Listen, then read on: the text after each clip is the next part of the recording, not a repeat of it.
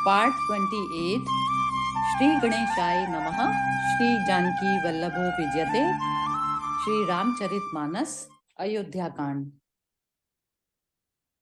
गंग बचन सुनि मंगल मूला, मुदित सिय सुर सरि अनुकूला।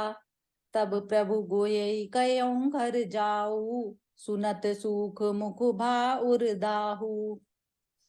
मंगल के मूल गंगा जी के वचन सुनकर और देव नदी को अनुकूल देखकर सीता जी आनंदित हुई।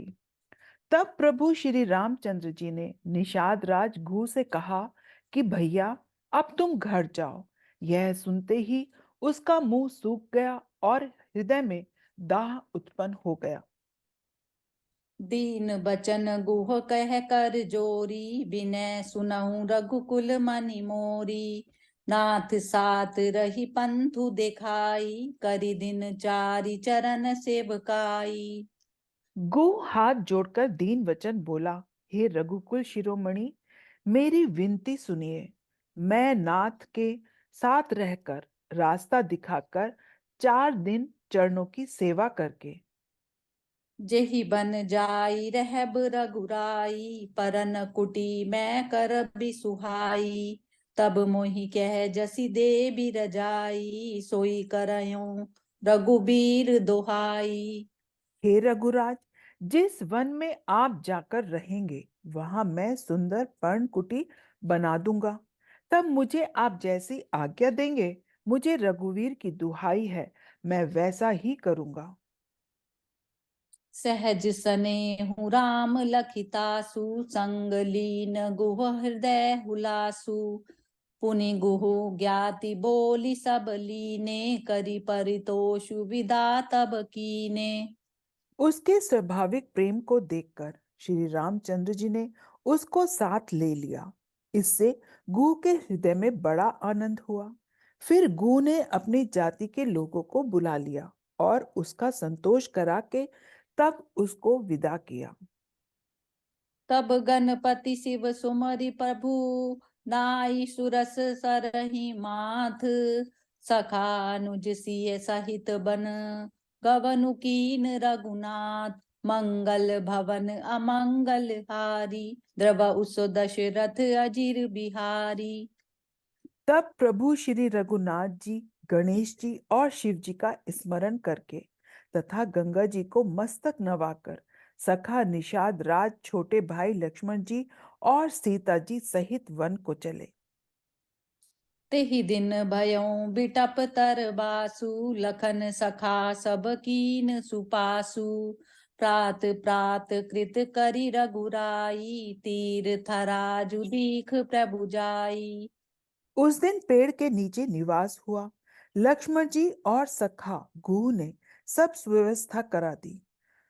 प्रभु श्री रामचंद्र जी ने सवेरे प्रातः काल की सब क्रियाएं करके जाकर तीर्थों के राजा प्रयाग के दर्शन किए।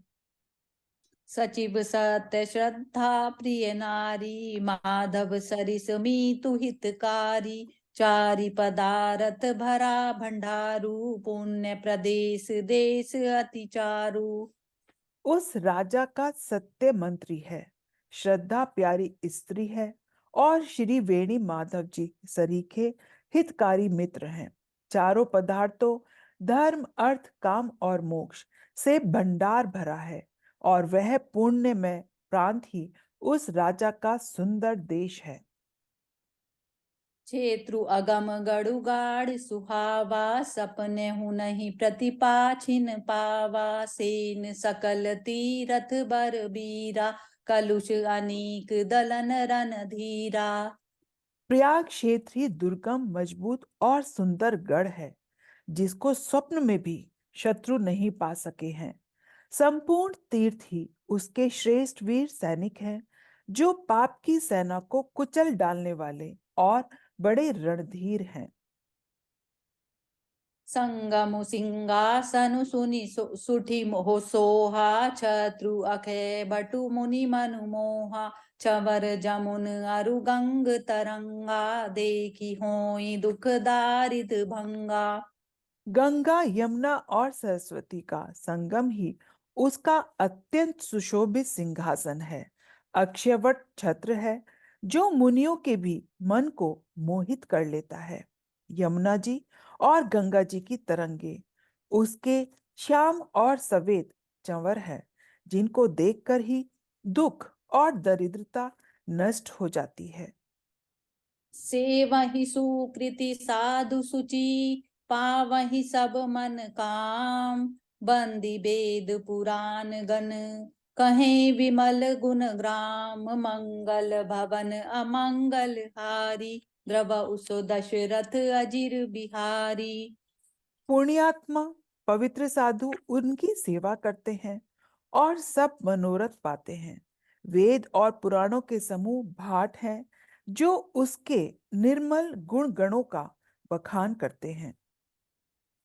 को कही सकई प्रयाग प्रभाऊ, कलुष पुंज कुंजर मृगराऊ। अस तीरथ पति देखी सुहावा, सुख सागर रघुबर सुख पावा। पापों के समूह रूपी हाथी के मारने के लिए सिंह रूप प्रयागराज का प्रभाव कौन कह सकता है। ऐसे सुहावने तीर्थराज का दर्शन कर सुख के समुद्र रघुकुल श्रेष्ठ श्री राम जी ने भी सुख पाया। कही सिय लखन ही सकहि सुनाई, श्री मुख तीरथ जरा बड़ाई। करी प्रणाम देखत बन बागा, कहत महात्म अति अनुरागा। उन्होंने अपने श्री मुख से सीता जी, लक्ष्मण जी और सका गुह को तीर्थराज की महिमा कहकर सुनाई। तदंतर प्रणाम करके वन और बागीचों को देखते हुए और बड़े प्रेम से महात्म्य कहते हुए, यही विधि आई बिलो की बेनी, सुमिरत सकल सुमंगल देनी। मुदित नहाई कीन शिव सेवा, पूजी जथा विधि तीरथ देवा। इस प्रकार श्री राम ने आकर त्रिवेणी का दर्शन किया, जो स्मरण करने से ही सब सुंदर मंगलों को देने वाली है। फिर आनंद पूर्वक स्नान करके शिव जी की सेवा की और विधि पूर्वक तीर्थ देवताओं का पूजन किया। तब प्रभु भरद्वाज पहियाए, करत दंडवत मुनि उरलाए। मुनि मन मोद न कछु कही जाई, ब्रह्मानंद राशि जनु पाई। स्नान पूजन आदि सब करके तब प्रभु श्री राम जी भारद्वाज जी के पास आए। उन्हें दंडवत करते हुए मुनि ने हृदय से लगा लिया। मुनि के मन का आनंद कुछ कहा नहीं जाता, मानो उन्हें ब्रह्मानंद की राशि मिल गई हो। दीनी असीस मुनीसुर, अति आनंदु अस जानी। लोचन गोचर सुकृत फल, मनहु किए विधि बानी। मंगल भवन अमंगल हारी, द्रव उसो दशरथ अजिर बिहारी। मुनीश्वर भारद्वाज जी ने आशीर्वाद दिया। उनके हृदय में ऐसा जानकर अत्यंत आनंद हुआ कि आज विधाता ने श्री सीता जी, श्री लक्ष्मण जी सहित प्रभु श्री रामचंद्र जी के दर्शन कराकर मानो हमारे संपूर्ण पुण्य के फल को लाकर आंखों के सामने कर दिया। कुशल प्रश्न करी आसन दीने, पूजी प्रेम परिपूरन कीने। कंद मूल फल अंकुर नीके, दिए अनिमुनि मनहु अमी के। कुशल पूछकर मुनिराज ने उनको आसन दिए और प्रेम सहित पूजन करके उन्हें संतुष्ट कर दिया। फिर मानो अमृत के ही बने हो ऐसे अच्छे अच्छे कंद, मूल, फल और अंकुर लाकर दिए। सिय लखन जन सहित सुहाए, अति रुचि राम मूल फल खाए। भये विगत श्रम राम सुखारे, भरद्वाज मृदु बचन उजारे। सीता जी, लक्ष्मण जी और सेवक गुण सहित श्री रामचंद्र जी ने उन सुंदर मूल फलों को बड़ी रुचि के साथ खाया। थकावट दूर होने से श्री रामचंद्र जी सुखी हो गए। तब भारद्वाज जी ने उनसे कोमल वचन कहे। आजु सुफल तपु तीरथ त्यागु, आजु सुफल जपु जोग विरागु, सफल सकल शुभ साधन साजु, राम तुम्हें अवलोकत आजू। हे राम, आपका दर्शन करते ही आज मेरा तप, तीर्थ सेवन और त्याग सफल हो गया।